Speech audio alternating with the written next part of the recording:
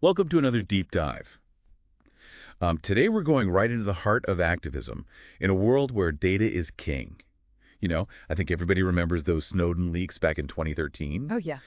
Not only did they expose the extent of government surveillance, they kind of threw this huge wrench into the gears of activism. Yeah, they really did. All of a sudden, groups working for social change had this whole other layer of complexity. Right. How do you organize and how do you communicate openly when Big Brother may be watching? It was a huge wake-up call for a lot of people. Yeah. Before Snowden, a lot of activist groups kind of just operated on this assumption that unless they were directly challenging state power, their communications weren't of interest Right. to intelligence agencies. But the leaks revealed a very different reality. Yeah. The scope of the surveillance was mind-blowing to me.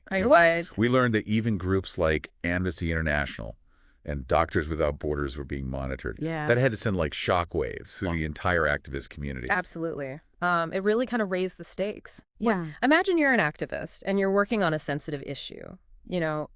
Maybe something that challenges corporate power or government policy. Right. Knowing that everything you do online could be tracked. Oh, yeah. All your emails, your browsing history, even your location.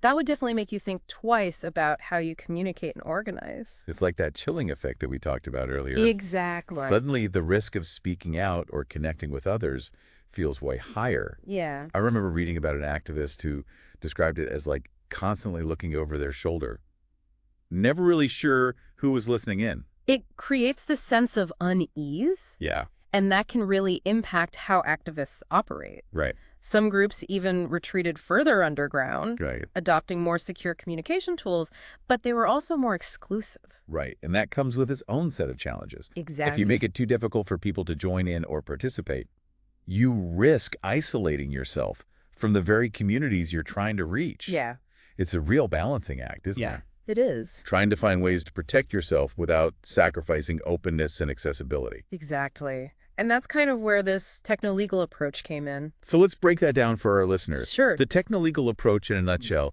is about using technology and legal frameworks to push back against all of this surveillance. Right. And to protect activist rights. Yeah. Think of it as a two-pronged strategy. On the tech side, you've got this rise of encryption tools like Tor and Signal, which allow for more secure and anonymous communication. And then there's the legal side, which involves advocating for stronger data protection laws and challenging government surveillance programs in court. So on the one hand, we have activists trying to create these digital safe spaces Right. where they can communicate freely without that fear of being monitored. Yeah. And then on the other hand, they're fighting for legal safeguards Yeah. to try to limit the scope of the surveillance and hold those in power accountable. Exactly. For a while, this techno-legal approach was seen as like the main way to kind of counter the chilling effects of surveillance. But as time went on, a new perspective kind of emerged, one that went beyond just protecting an individual's privacy, Right. and it started to grapple with some of the deeper systemic issues at play. And this is where the concept of data justice comes in. And this is where things get really interesting. Yeah. Because data justice isn't just about keeping your data safe from prying eyes. Right. It's about understanding how data itself can be used to reinforce existing power structures and inequalities. Exactly. It's about recognizing that data is not neutral. The way that data is collected, analyzed, and used can have really profound social and political consequences. Wow. And often those consequences fall disproportionately on marginalized communities. So think about those algorithms that are used to determine who gets a loan, who gets hired for a job, or even who gets flagged as a potential criminal suspect. Yeah. If those algorithms are trained on data that is biased, Right. they can perpetuate and even amplify existing inequalities. Yeah. And that's a core tenet of data justice. Understanding that data can be a tool of oppression, Wow. just as easily as it can be a tool for liberation.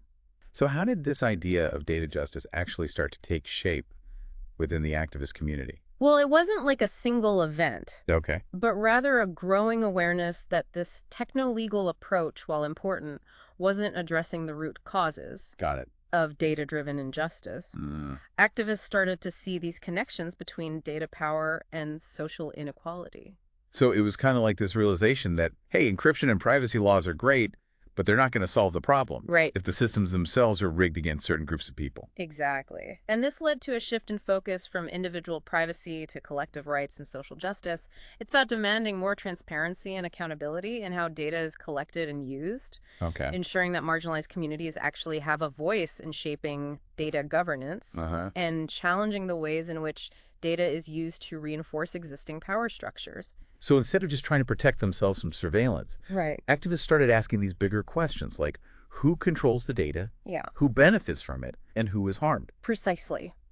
Those questions led to the emergence of a whole new wave of activism Wow. focused on data justice. And that brings us to some real-world examples of this data justice movement in action. You mentioned earlier that the Snowden leaks revealed the extent of the surveillance on groups like Amnesty International. Yeah. What happened after that initial shock? How did those organizations adapt? Well, many of them actually doubled down on their commitment to transparency and open communication. Wow. They recognized that retreating into secrecy would only play into the hands of those who sought to silence them. Instead, they became more vocal about the need for robust data protection and the right to privacy. Okay. Not just for themselves, but for everyone. So it's kind of like turning the tables, using their own experience of being surveilled to advocate for broader systemic change. Exactly. And they weren't alone. All over the world, activist groups were starting to incorporate data justice principles into their work. It's amazing. We saw the emergence of organizations like the Detroit Digital Justice Coalition, which focuses on empowering marginalized communities to understand and control their own data. It's just fascinating to see how this movement has evolved from a focus on individual privacy to a broader struggle for social justice in the digital age. It really is. And this is what makes this deep dive so relevant. Yeah. Because whether you're an activist or a tech enthusiast or just somebody who cares about social justice, understanding data justice is so crucial for navigating the complexities of our increasingly data-driven world. It is. It's about recognizing that the fight for data justice is not just about protecting our own individual privacy. It's about creating a more equitable and just society for everyone. And that is a fight worth having. It is. And it's not just happening in the activist world, Yeah. The data justice movement is gaining traction in all sorts of unexpected places. You're right. It seems like every day there's a news story about data misuse or algorithmic bias. Just the other day, I was reading about how some facial recognition systems are much more likely to misidentify people of color. That's a perfect example of how these data justice issues are becoming mainstream concerns. Those facial recognition systems, they're often trained on data sets that aren't representative of the population as a whole. Right. So they end up perpetuating existing racial biases with potentially serious consequences. It is scary to think that something as seemingly neutral as an algorithm can be so discriminatory. It is? And it's not just facial recognition.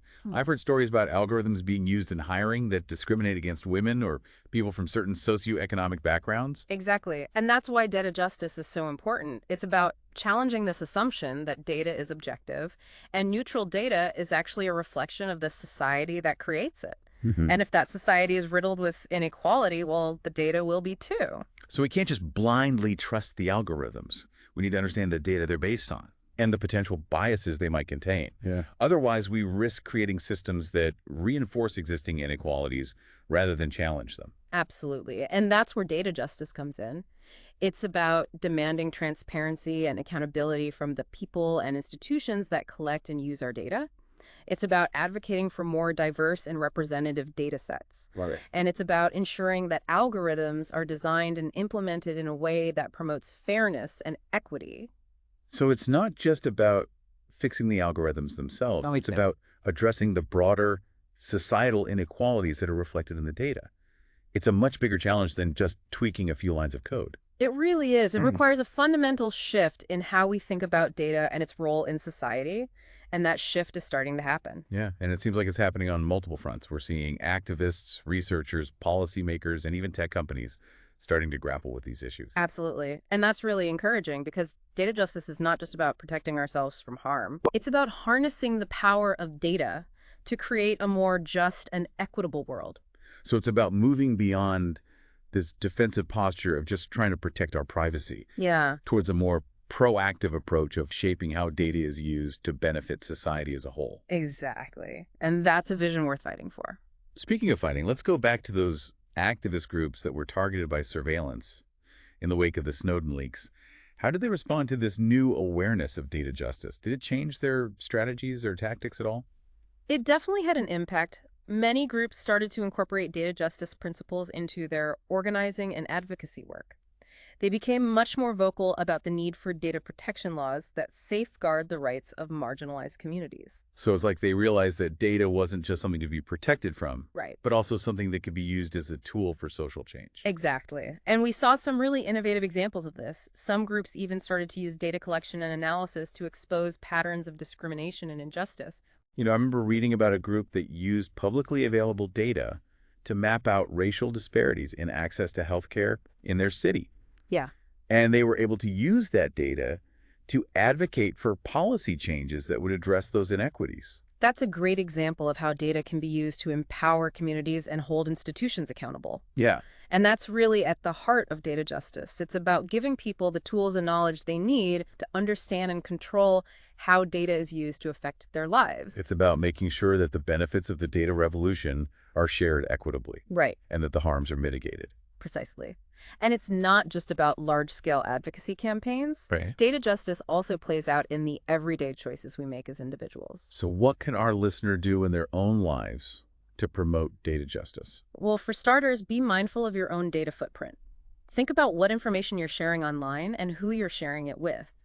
Read privacy policies carefully. Consider using privacy-enhancing tools like a VPN or a privacy-focused browser. Don't just blindly accept those cookies. Oh, yeah. Actually take a moment to read what you're agreeing to and adjust your cookie settings to limit unnecessary tracking. Exactly. Small actions like that can actually make a difference. And if you're feeling really motivated, get involved with organizations working on data justice issues. Okay. There are tons of groups out there doing amazing work, and they always need more support. It's like we have more power than we think to shape the data landscape. Yeah. We just need to be informed and engaged. Right. And that's really the key takeaway here. Data justice is not just about technology or policy. It's about people. Right. It's about ensuring that everyone has a voice in how data is used. Yeah. And that data is used in a way that benefits all of us, not just a select few. It's about recognizing that data is this powerful tool that can be used for good or for ill. I think you can. And that we all have a responsibility to shape its future. Yeah. It really feels like we're at a crossroads. Yeah. Data is already shaping our world in some pretty profound ways. Right. But we still have a chance to steer it, in a more just and equitable direction. I agree. And, it's not just about these big sweeping changes. Right. Data justice starts with each of us, with the choices we make every day. So let's get practical. Yeah. What are some steps that our listener can take to become a more conscious and empowered data citizen? Well, think about the devices and services you use every single day. Your phone, your social media accounts, your smart home devices. Right. All of those are collecting data about you. Oh, yeah. Start by just understanding what data they're collecting, and then what are they actually doing with it. It can be so overwhelming to even know where to begin. Do you have any tips for navigating that whole maze of privacy policies and settings? Absolutely. Don't be afraid to dive into those privacy settings. Okay. You might be surprised at how much control you actually have. Oh, yeah. You can limit the data that apps are allowed to access. Right. You can turn off location tracking. You can even choose to opt out of personalized advertising. And remember, you have the right to access the data that companies have collected about you. Oh. Don't hesitate to exercise that right. That's such a great point. A lot of people don't realize they have these rights. You can request a copy of your data. You can ask for corrections to be made. You can even demand that your data be deleted in certain circumstances. It's like reclaiming ownership of your digital self. Yeah, We give away so much information without even thinking about it. we do. Taking those steps to understand and control your data can be really empowering. And it's not just about these individual actions. Okay. We need to be pushing for broader systemic change as well. All right. Support organizations that are fighting for data justice. Uh-huh. Contact your elected officials. Right. Make your voice heard. Data justice isn't just about protecting ourselves. It's about creating a world where data is used to benefit everyone, Exactly. not just a select few. And that brings us to kind of a final thought-provoking question for our listeners today. Okay. As we move further into this data-driven age, how do we ensure that data is used as a force for good rather than a tool of oppression? It's a big question, but it's one that we all need to be thinking about and grappling with. We do, because the future of data is ultimately in our hands. It really is. Data justice is a journey. It's not a destination. It's not. It requires constant vigilance, critical thinking, and a commitment to building a more equitable and just world. And it's a journey we hope you'll join us on. Thanks for diving back with us today.